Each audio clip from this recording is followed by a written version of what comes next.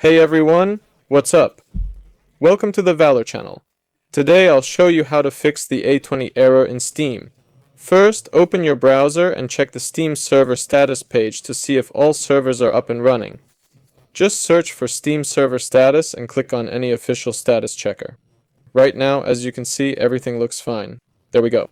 Last time something was off about a day ago in my specific case. See? Second, go to Run, type this in, and open it.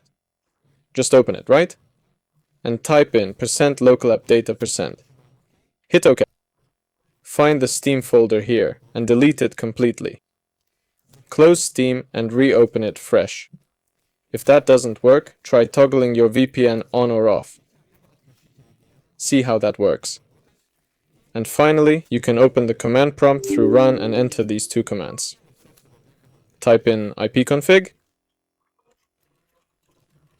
flush DNS and winsock.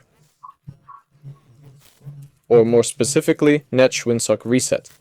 Then hit enter as well, then restart your computer and give it another shot. And if none of that helps, you can also try reinstalling Steam. That's all for now. See ya.